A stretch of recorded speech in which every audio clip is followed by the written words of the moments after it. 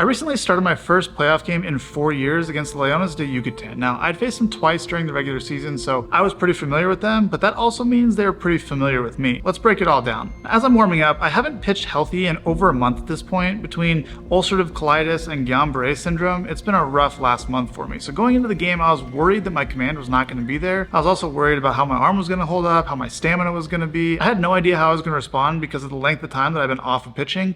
Not ideal for going into a playoff game. We assume you're going to be swinging first pitch, so we're going to throw a cutter. And even though he didn't swing on the first pitch, I could already tell that the ball was moving a ton. This game is at sea level and it's very hot and humid during the game, a stark contrast to pitching in the high elevation and dry air of Mexico City. Did not swing first pitch. There we go. Footer. Right on it. I think we just go right back to that. Again, get it down. We go heater in, cutter back foot.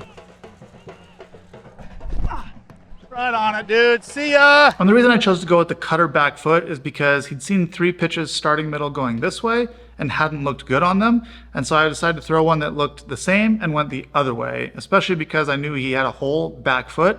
In the playoffs, I did a little bit more scouting on teams. In the regular season, I didn't really look at data at all. I just went based on what I saw in their guys' first at bat, but playoffs are a little bit more important. So I had a better feel for the lineup statistically than I did in most games. Now Drake is not seeing a fastball. And the reason Drake's not going to see a fastball is because you'll probably remember him from this video where he was begging me for a fastball and he ended up getting hit. I decided to throw him all off-speed stuff this game because it's the playoffs and he struggles hitting it.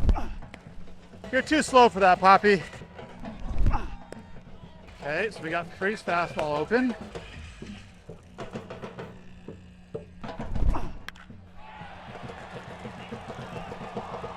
Got it up a little bit.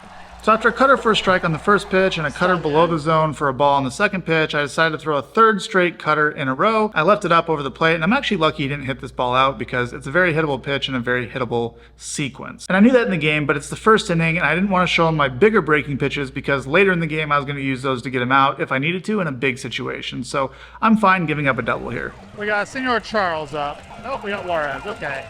We're going to be careful to Juarez here because when I was looking at data before the game, I decided if I had to pitch around one of their main 3 hitters, I was going to pitch around Juarez. I think he's their best pure hitter, the best bat-to-ball skills. Charles and Martinez have the most power, but Juarez could beat me, and I don't want to give up a run here. So I'm going to be careful to him, make sure I'm around the zone, but not right in the middle. And then if I have to get the guys on deck, I can get the guys on deck.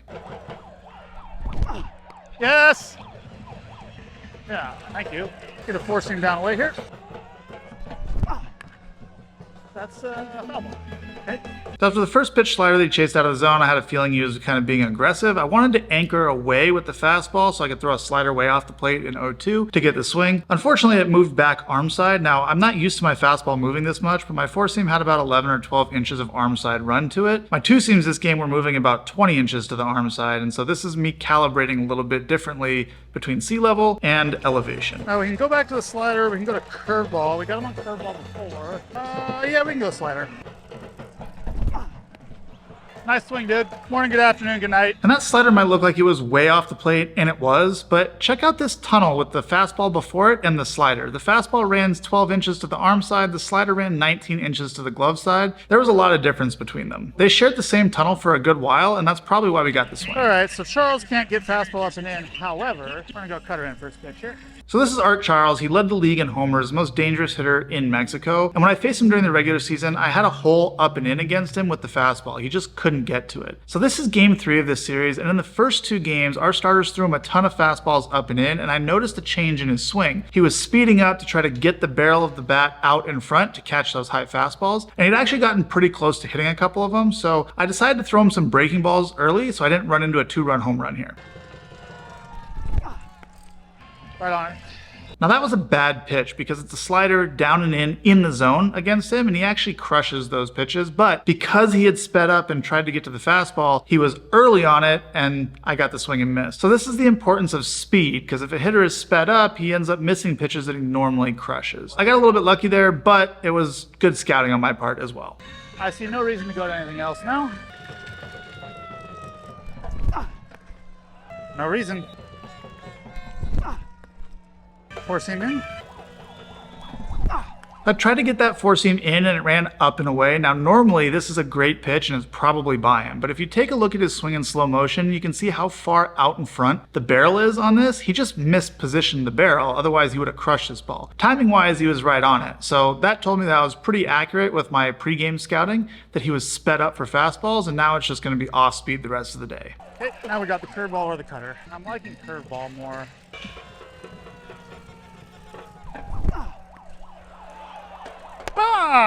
And I got him with the curveball. That curveball was nasty, by the way. 20 inches of depth and 15 inches of glove side run. That was crazy. It's so nice to have the ball move like that.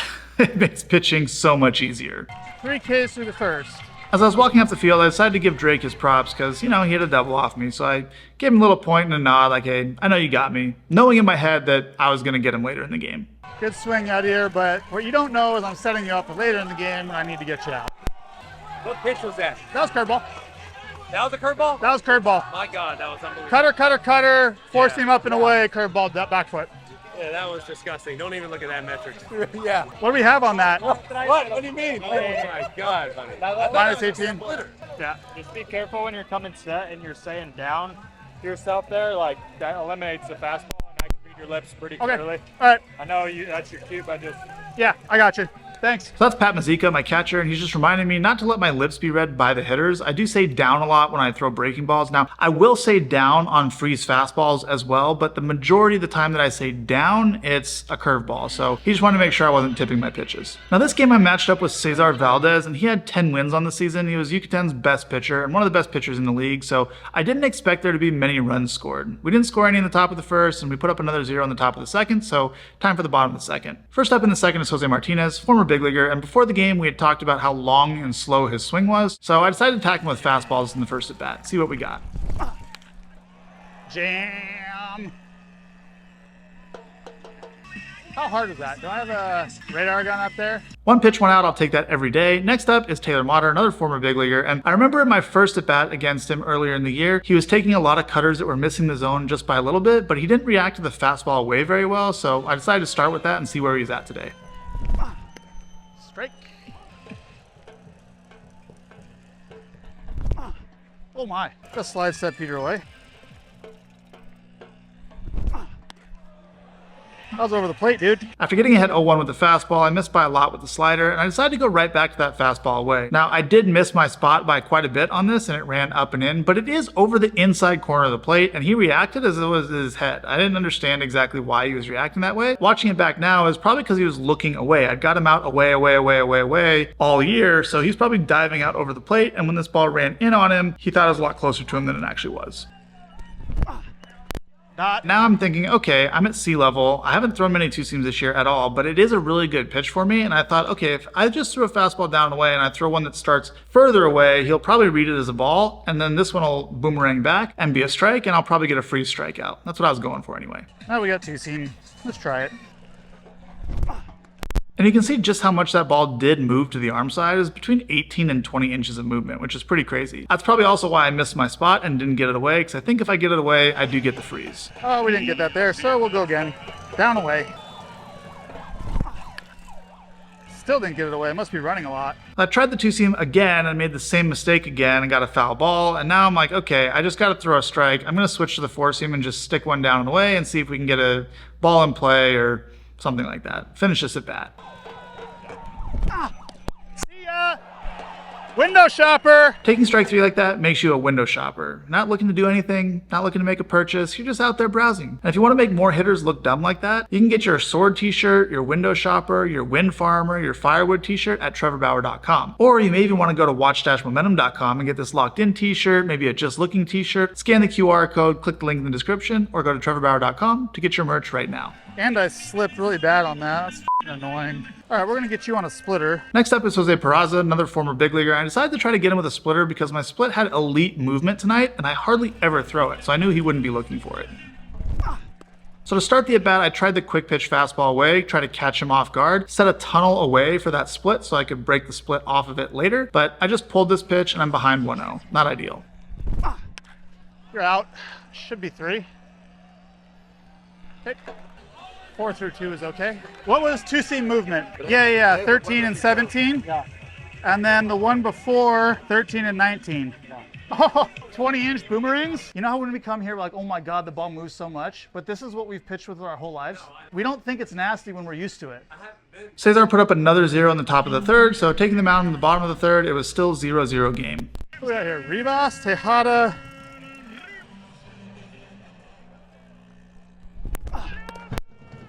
Dot. Oh, missed by quite a bit there. We got comeback two seam here.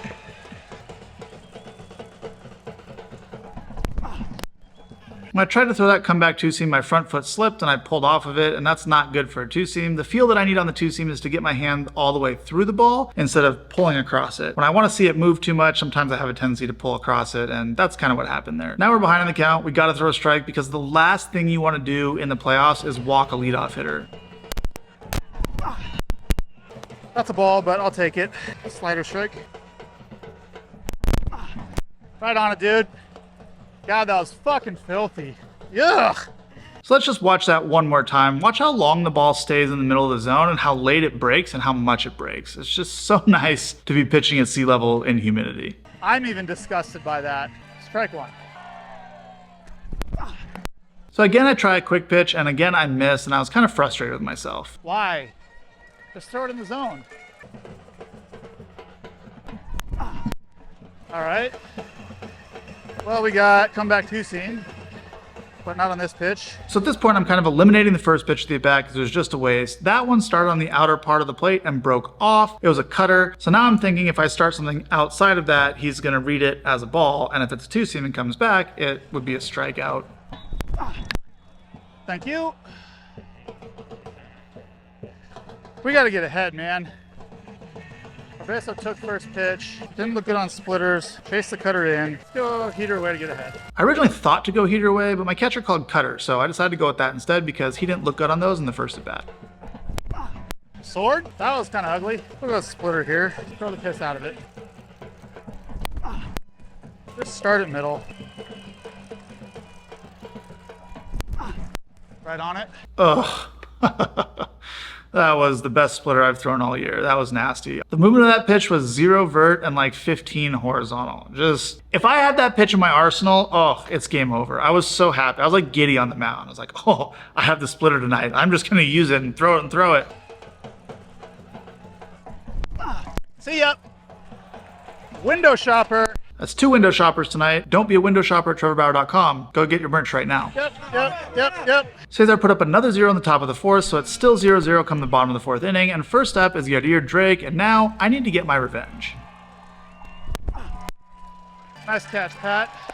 Was a little bit off, but... Now because he hit a cutter in his first at-bat, I decided to pull out the bigger weapons and start with the first pitch slider. I was on a pitch count this game because of the length of time that I'd been off of pitching. I was only going to throw 75 to 85 pitches. So I knew this is the last time I'd be facing him, so there's no reason to save the bigger weapons anymore. Time to deploy them all right now.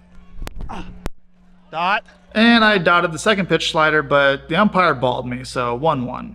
We'll give you a two seam here. Dot. Oh, a little down. That's odd. And I dotted the 1-1 pitch, but the umpire balled me as well. 2 really well executed pitches. I've thrown 3 strikes this at bat, and it's a 2-1 count. Baseball. So 2-1, I threw him another two-seam at the top of the zone. I slipped on this pitch, so I didn't actually see the result. But looking back at it, if there's ever a fastball that you were going to hit, Yadier, that was the one. You just missed your pitch. That's unfortunate for you. Just go slider for a strike here. Sword! That's about as swordy as swords get. Now, I drew the sword on him, and I was waiting for him to look at me, and he just didn't want to look at me because he knew. He knew what was coming. You gotta have him look at you. You gotta make eye contact, then execute him. They gotta know. Also, that slider was absolutely disgusting. I just marvel at it. Yes, all right, I finally executed the quick pitch fastball for a strike. Brilliant. Slider here. So after we went with the quick pitch fastball, I went with the pause leg kick slider. 2 foul balls were 0-2. Now I remember earlier in the season, my first out against these guys, he hit a couple sliders and he fouled a couple sliders off, but I ended up getting the swing and miss on the curveball. So I decided to try to go back to that. Curveball. Good take. And after fouling the slider and the take on the curveball, I thought, okay, I'll freeze with a two-seam down and away, but again, it ran way more than I was expecting and ended up in the middle. Now, it probably got off his handle because it did run so much, so I get a little weak chopper to short, but I still haven't been able to execute a true comeback two-seam for a freeze, and I really want that. Well, I would like my punchy, but that just destroyed his bat. That little 20-inch lateral two-seamer. Nice play. Out of 8. Art, what do we got here? Good take, okay. So that was a good take by Art. First pitch cutter down and in. He swung at that pitch earlier in the game in his first at bat, but he took it here. And I'm a little bit confused where to go now because I know he's on fastball timing, but if he's on fastball timing, he should have budged at that pitch. So I'm a little confused. So Art is definitely on fastball timing, which means we'll go the opposite end. And by opposite end, I mean opposite end of the speed spectrum. Fastball's 95. I'm going to go to the slowest pitches that I have, which is either going to be the curveball or the sweeper. Oh, I'm surprised you didn't swing at that, Art. I don't throw sweepers to lefties hardly ever, but I had a really good feel for it tonight, and Art has a whole back foot on cutters and sweepers, so I figured if I started this middle, it's going to look like a fastball he could hit, and it's going to run in on him. I got it exactly where I wanted, it just, he didn't swing at it. So again, I'm confused. Ah! Good at bat, Art. So I went back to that cutter down and in, and again, I executed very well, but he didn't budge at it. So I don't know if he was just looking off speed or just figured I wasn't going to throw him a strike or what, but gotta give props where props are due, and he deserves props for that at bat. We blew you up with heater in last time. Art's not going to run. Now, normally in playoffs, when you get a guy on first base, you want to make sure you're going slide step because if he steals second and a bloop happens, one run can make the difference. But I knew Art wasn't going to run here because this is one of their better hitters at the plate, and Art isn't the fastest. He's not the fleetest of foot. Lots of power, not lots of speed. So I felt good going with the high leg kick here. Go back to it. Didn't like that one. Again. Oh. Oh, good. That was right in the cap of the bat. When he first hit that ball, I thought it was going to bloop in for a hit. I was like, you got to be kidding me. That ball literally hit in the cap of the bat, and that's going to be a hit. But fortunately, second baseman's right there, and we're out of the inning. Another 0 for Cesar on the top of the fifth, so going out for the bottom. It's still a 0-0 playoff game, which is stressful. And to make matters worse, I developed a blister on my middle finger after the fourth inning, so I wasn't sure how I was going to respond or what pitches I was going to be able to throw with it. Okay, Taylor Motter, we got you looking at heaters away. Two-seam down away. Good ball down.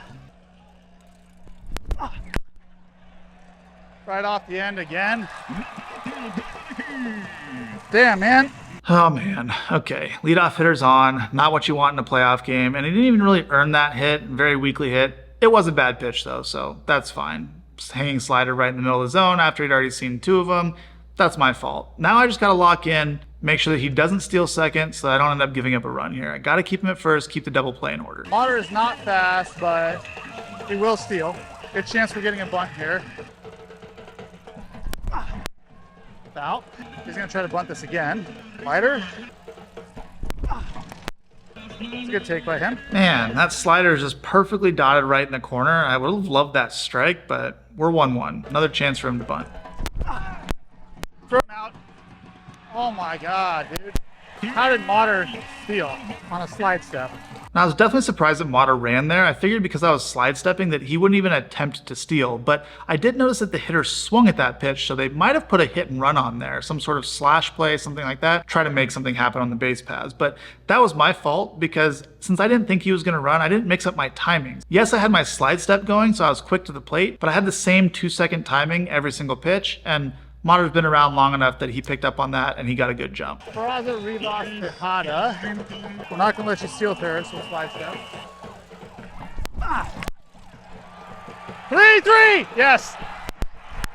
There we go. Very nice play, Gamboa. Oh, don't go into right field. No. Very nice play. Atta baby. Fantastic play right there by Gamboa. I can't say enough about it. Sliding in the backhand hole to have the awareness to pop up and throw to third. He's probably not going to be able to get up and get Peraza at first base. One, it's a long throw. Two, he didn't do a pop-up slide. He was just sliding to catch the ball to keep it on the infield, which you have to do there. If that ball trickles into the outfield, it could be a run. So as an infielder in that situation, you have to lay out and just try to knock the ball down to make sure the runner on second only gets one base. Not only did he do that, he also had the awareness to throw from his butt to third and record an out. Peraza did end up advancing to second, so Mater did his job in that rundown, keeping the rundown going long enough for Peraza to get to second. Also, that's not really a base running mistake by Mater, because if that ball does slide by Gamboa, he's got to be able to score. So that's just one of those baseball plays that was well executed by everybody all around. Peraza's slow, but we're still slide stepping here.